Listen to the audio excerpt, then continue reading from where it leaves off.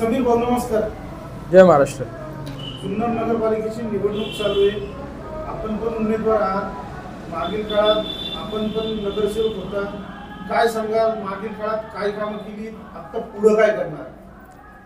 छत्रपती शिवरायांच्या जन्माने झालेली आपली ऐतिहासिक शिवजन्मभूमी आणि या शिवजन्मभूमीचं नाव, वारसा आणि वसा हा टिकवण्यासाठी शिवसेना कायम प्रयत्नशील राहिलेली आहे. आत्तापर्यंतच्या इतिहासामध्ये आपण पाहिलं असेल की लोकनियुक्त नगराध्यक्ष हा कायम शिवसेनेचाच झालेला आहे आणि जुन्नर शहराचं जे काय लोकांचं मत आहे किंवा लोकांना जी उमेदवारी पसंत आहे किंवा लोकांना जो पक्ष पसंत आहे हा शिवसेना पक्ष पसंत आहे. मागच्या पंचवार्षिकच्या काळामध्ये जुन्नर शहराचा एक मोठा कायापालट आम्ही करण्याचा प्रयत्न केला. लोकनियुक्त नगराध्यक्ष हा शिवसेनेचा झाला आणि त्यानंतर जुन्नर शहराचे सर्वात मोठं असणारं स्वप्न, शहराचंच नव्हे ताख्या देशाचं म्हणलं तरी चालेल, छत्रपती शिवरायांचा अश्वरूढ मूर्ती पुतळा हा आपण 5 रस्ते पंचलिंग चौकामध्ये बसवला. ही एक सर्वात मोठी सर्व शिवभक्तांची जी स्वप्न होतं ते साकार करण्याचं काम आम्ही प्रामाणिकपणे केलं. जुन्नर शहरामध्ये खूप मोठा स्वच्छतेचा प्रश्न होता. उघड्या गटारी होत्या, त्या उघड्या गटारी आम्ही बंदिस्त पाईपलाईन करण्याचं पूर्णपणे काम केलं. त्यानंतर आपल्या ज्या काही कचरा कुंडी होत्या ते पूर्णपणे जुन्नर शहरामध्ये एकही कचरा कुंडी शिल्लक राहिली नाही. स्वच्छता सर्वेक्षणचे जेवढे पुरस्कार शासनाकडनं होते ते 3 पुरस्कार स्वच्छतेचे मिळाले. जुन्नर शहराचा कायापालट स्वच्छतेच्या बाबतीत झाला. जुन्नर शहराच्या संरक्षणाच्या विषयाच्या बाबतीत जर बोललं गेलं तर या ठिकाणी आपल्याला जो काही अग्निशामक दल होता तो अग्निशामक दल सुद्धा आपल्या जुन्नर शहरासाठी 2 गाड्या उपलब्ध करण्यात आम्हाला यश मिळालं. ॲम्ब्युलन्स असेल, खासदार फंडाच्या माध्यमातून ॲम्ब्युलन्स उपलब्ध करण्यात यश मिळालं. त्यानंतर शववाहिनी असेल ती आम्ही या ठिकाणी शहरासाठी उपलब्ध केली. फिरते शौचालय उपलब्ध केले आणि जो आदरणीय वल्लभजी बेनके साहेबांचं स्वप्न होतं आमदार असताना की जुन्नर शहरासाठी एक बंदिस्त पाणी योजना ही जुन्नर शहरात आली पाहिजे, परंतु ते त्यांचं स्वप्न अर्धवट राहिलं. पण ते स्वप्न पूर्ण करण्याचं आम्हाला यश मिळालं. जुन्नर शहराच्या माणिकडोह धरणापासून ते जुन्नर शहराच्या पाण्या पंपिंग स्टेशनपर्यंत बंदिस्त पाणी योजनेचं काम आज 80% पूर्ण होतंय, याचा आम्हाला अभिमान आहे. जुन्नर शहरातल्या वासियांना कधीही पाण्याची कमतरता होणार नाही याच्यामध्ये आम्हाला यश मिळालं. असे असंख्य कामं असतील. आज दिल्ली पेठ असेल, आगरपेठ असेल, या ठिकाणी सुद्धा पाण्याचे बरेच वर्षाचे प्रश्न होते. आम्ही सेपरेट पाईपलाईन टाकून तिथल्या नागरिकांना एक चांगलं आश्वासित जे काय आम्ही वचननामे दिलं होतं ते सगळी वचन पूर्ण करण्यात आम्हाला यश मिळालं. प्रत्येक ठिकाणचे सिमेंट कॉन्क्रीटचे रस्ते असतील, प्रत्येक ठिकाणचे डांबरीकरण असेल, ज्या ज्या ठिकाणी प्लेविन ब्लॉक्स पाहिजे असतील त्या त्या ठिकाणी प्लेविन ब्लॉक्स, या पद्धतीचं विकास कामं आम्ही जुन्नर शहराच्या हिशोबाने केली. जे आपलं जुन्नर नगरपालिकेचं सभागृह आहे धर्मवीर संभाजीराजे, ते सभागृह सुद्धा सुधारवण्याचं काम आमच्या काळात झालं. त्यामुळे जुन्नर शहरवासियांना 100% मी खात्री देऊ शकतो की येणाऱ्या पुढच्या काळामध्ये जे जे जुन्नर शहराच्या बाबतीतले प्रश्न असतील ते प्रश्न सोडवण्यासाठी शिवसेना ही प्रामाणिकपणे जनतेच्या बाजूने असेल आणि जनतेचा कल हा नेहमीच शिवसेनेला असतो. त्यामुळे उद्धव बाळासाहेब ठाकरे आमची निशाणी मशाल या चिन्हासाठी लोक 100% आम्हाला मतदान करतील आणि पुन्हा एकदा या ठिकाणी शिवसेनेची सत्ता येईल अशी मला खात्री आहे. मागील काळात शिवसेना एकत्र होती. आमच्या परिवर्तनापासून शिवसेनेमध्ये 2 गट झाले. शिवसेना उद्धव बाळासाहेब ठाकरे आणि एकनाथ शिंदे. तर मग त्याचं काय आपल्याला फटका बसू शकतो? अजिबात नाही. त्याच्या मागचं कारण असं आहे की माझा जुन्नरचा नागरिक जो आहे हा सुज्ञ आहे. आजपर्यंतच्या काळामध्ये गद्दारांना शिवसेनेमध्ये कधीच थारा मिळाला नाही. शिवसेना 2 झाल्या पण मतदार हा फुटला नाही.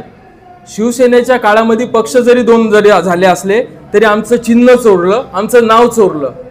याच्यासाठीच फक्त हे राजकारण आहे. मतदार रूपी याचा कोणताही फरक या शिवसेनेला पोचलेला नाहीये, पडलेला नाहीये. त्यामुळं मतदार हा कायम उद्धव बाळासाहेब ठाकरे या शिवसेनेच्या पक्षाच्याच कडे राहणार आहे.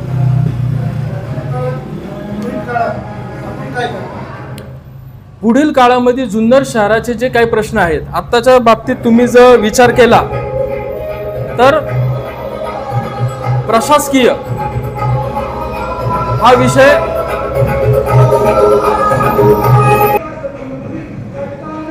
आता जर पाहिलं तर शिवसेनेची सत्ता संपल्यानंतर जवळपास 4 वर्षाचा कालावधी गेलाय. या 4 वर्षाच्या कालावधीमध्ये प्रशासकीय होतं आणि प्रशासकीय काळामध्ये बऱ्याचशा ठिकाणी दुर्लक्ष झाले कारण निधींचा अभाव होता. आज आर्थिक परिस्थिती नगरपालिकेची काही दृष्ट्या बिकट आहे. ज्या पद्धतीने वसुली व्हायला पाहिजे त्या पद्धतीने वसुली झालेली नाहीये. त्यामुळं एखाद्या वेळेस जुन्नर शहरामध्ये बऱ्याचशा गोष्टींचा अभाव आहे. पुन्हा अस्वच्छता काही ठिकाणी दिसतेय, घोटाळे पण आहेत. त्या सगळ्याचा एकदा नगरपालिकेत सत्ता आल्यानंतर, एकदा नगरपालिकेत बसल्यानंतर सगळ्याचा कान उघडणी होणार आहे, त्यात काही शंका नाही. पण या सगळ्या पुन्हा गोष्टी सुधारवण्यासाठी जुन्नर शहर एक चांगलं प्रगतशील छत्रपती शिवरायांची भूमी म्हणून पुढे येण्यासाठी गरजेचं आहे. आणि ते जागतिक होण्यासाठी ज्या ज्या काही गोष्टी लागतील, अनुभवी नगरसेवक म्हणून माझा रोलच हा राहणार आहे की मी 100% जी कामं प्रलंबित राहिलेली आहेत, जी कामं शहरासाठी करावी लागणार आहेत, ज्या ठिकाणी गल्ली रस्ते बोळांमध्ये प्रॉब्लेम आहे, जिथं प्लेन ब्लॉक नाही, डांबरीकरण नाही, जिथं कॉन्क्रिटीकरण नाही, त्या प्रत्येक ठिकाणी त्या प्रभागाला न्याय द्यायचं प्रामाणिकपणे आम्ही काम करणार आहोत.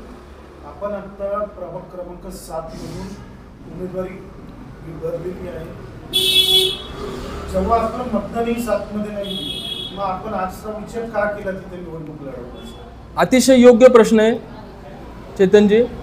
प्रभाग क्रमांक 7 मधनं मी उमेदवारी भरण्याचं एकमेव कारण की माझा असणारा पक्षाचा आदेश. पक्षाने मला हा आदेश कोणत्या गोष्टीसाठी दिला हे पण मला क्लिअर करायचं आहे की नगराध्यक्ष पदाची उमेदवारी ही गौरी महेश शेटे यांना मिळाली. अनुभवी प्रशासनाचा माणूस असण्यासाठी त्या ठिकाणी पक्षाने माझ्यावर प्रभाग क्रमांक 7ची जबाबदारी दिली. प्रभाग क्रमांक 7 मध्ये कार्यक्षम नगरसेवक म्हणून दिनेश भैया दुबे यांनी त्या प्रभागाचं नेतृत्व सांभाळलं. परंतु करोनाच्या काळामध्ये त्यांना देवाज्ञा झाली, ही दुःखद घटना घडली. त्यानंतर तो प्रभागाकडे लक्ष देण्यासाठी नेतृत्व उरलं नाही. त्या ठिकाणचा शंकरपुरा भाग असेल, शीतल हॉटेलपासूनचा वरल्याळीपर्यंतचा रस्ता असेल, त्यानंतर आपली सातबोळ असेल, या ठिकाणी बऱ्याच ठिकाणी रस्त्याचे प्रॉब्लेम आहेत, प्लेन ब्लॉकचे प्रॉब्लेम आहेत, पाण्याचे प्रॉब्लेम आहेत. आणि ते सोडवण्यासाठी प्रशासकीय माहिती असलेला माणूस तिथं जाणं गरजेचं आहे. त्यासाठी मी प्रभाग क्रमांक 7 मधनं उमेदवारी भरलेली आहे की जेणेकरून तिथल्या नागरिकांचे सर्व प्रॉब्लेम मी सॉल्व करू शकतो. आणि जुन्नर शहराच्या बाबतीत जे जे काय शासकीय निधी असतील, नगर उत्थान असेल, नगर विकास असेल, या सर्व गोष्टींसाठी माहिती असलेला एक जुना नगरसेवक म्हणून मी आज या ठिकाणी प्रभाग क्रमांक 7 मधनं उमेदवारी भरत आहे. वरल्याळी येथील खड्ड्यांमध्ये चुकून रस्ताही सापडतो कधी, त्याच्यावर काय आपलं आहे का काही विचार? नक्कीच आहे. त्या ठिकाणचा जर समजा आपण भाग पाहिला तर त्या रस्त्याची रुंदी खूप छोटी आहे, परंतु त्या ठिकाणी मेन जी पाण्याची पाईपलाईन गेलेली आहे ती पाईपलाईन जास्त खोल नाही आहे. माझं सर्चिंग त्याच गोष्टी चालली आहे की निवडून आल्यानंतर जे आमचे शहर अभियंता आहेत त्यांना घेऊन त्या रस्त्याची प्रॉपर पाहणी होणार. तो रस्ता पूर्ण खोदला जाणार.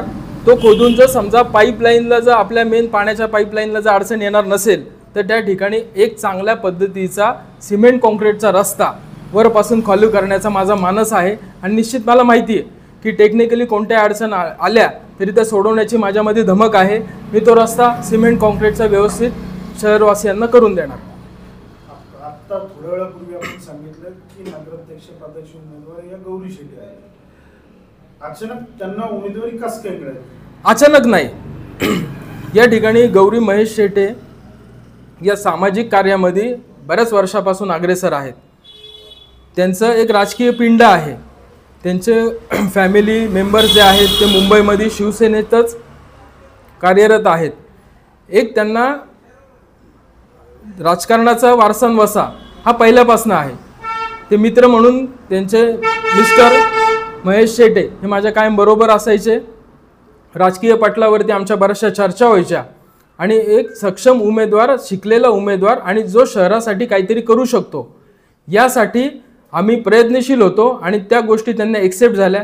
त्या गोष्टी त्या चांगल्या पद्धतीने करू शकतात अशी त्यांना खात्री वाटली आणि हा सर्व त्यांचा जो काय बायोडाटा होता तो आम्ही पक्षश्रेष्ठींसमोर दिला आणि त्याच्यावरती त्यांनी सगळी शहानिशा केली आणि ही उमेदवारी त्यांना मिळाली. काय वाटतं आपल्याला त्या निवडणूक जिंकतील? जिंकणार नाहीत, बहुमताने जिंकणार. कारण प्रत्येक पक्षामध्ये काही ना काही वाद आहेत, काही ना काही फूट आहे, काही ना काही संघर्ष आहे. पण उद्धव बाळासाहेब ठाकरे आणि महाविकास आघाडीच्या आमच्या कोणत्याही नेत्यांमध्ये कुठल्याही प्रकारचा दुजाभाव नाही, कोणत्याही प्रकारची शंका नाही, कोणत्याही प्रकारचे वाद नाही. त्यामुळं विरोधी पक्षाचे सुद्धा नगरसेवक हे आमच्या नगराध्यक्षांसाठी काम करतील आणि त्यांना प्रचंड मतदान देतील असा माझा ठाम विश्वास आहे. धन्यवाद सर. पराडताई, आपण पण आहात इथं, काय सांगाल कशा पद्धतीने आपण निवडणुकीला सामोरे चालले आहात?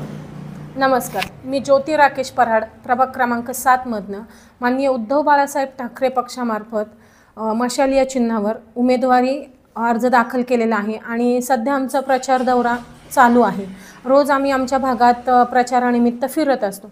सर्वात महत्त्वाचं सांगायचं म्हणजे निवडणुकीत उतरण्यामागचं कारण, मी प्रभाग क्रमांक 7 मधील स्थानिक रहिवासी आहे. स्थानिक रहिवासी असल्या कारणानं तिथल्या ज्या काही समस्या आहेत मी त्या रोज स्वतः अनुभवते आणि माझ्यासोबत माझ्या प्रभागामधले जे काही माझे मतदार बंधू भगिनी आहेत, मग ज्येष्ठ असतील, सर्वसामान्य जनता आहे, बालकं आहेत, शाळेत जाणारी मुलं आहेत, यांच्या समस्या मी पाहत असते तिकडनं. आमच्या प्रभागामध्ये बऱ्याचदा लाईटचा प्रॉब्लेम आहे. ज्या रस्त्यावरच्या स्ट्रीट लाईट आहेत त्या अनेकदा बंद असतात. आमचा वर्ल्याळीचा रस्ता बघितला तर अशी अतिशय बिकट अवस्था आहे त्या रस्त्याची. त्याच्यानंतर सरळ पुढे गेलं, सातबोळमधला जो भाग आहे त्या भागामध्ये आज ज्येष्ठ नागरिकांची संख्या जास्त आहे, पण ते तिथं असे गल्लीबोळ आहेत की तिकडे रस्ता तर खराब आहेच पण रात्रीची लाईटची व्यवस्था नाही आहे. त्याच्यानंतर इकडं महाजनाळीचा भाग बघितला, तिकडेही सेम गटारं खोदलेली आहेत, अस्वच्छता आहे, म्हणजे तिथं नागरिकांचं आरोग्य थोडंसं ढासळलेलं आहे. नंतर शंकरपुऱ्यासारखा भाग असेल त्याही ठिकाणी रस्त्याचे बऱ्यापैकी प्रश्न आहेत किंवा मग लाईटचे प्रश्न आहेत. पाण्याचा अभाव म्हणजे पाणी वेळेवर येत नाही त्या भागात. म्हणजे मी स्थानिक असल्या कारणानं मला तिथल्या या अडचणी माहिती आहे की बाबा आमच्या प्रभागातल्या जनतेला किती समस्यांना सामोरं जावं लागते आज. त्याच्यामुळे मग मी हा निर्णय घेतला की आपल्या स्थानिक पातळीवर आपण जर उमेदवार असू तर आपण पुढे गेल्यानंतर काहीतरी आपल्या प्रभागासाठी आपल्याला उपाययोजना करता येतील. धन्यवाद.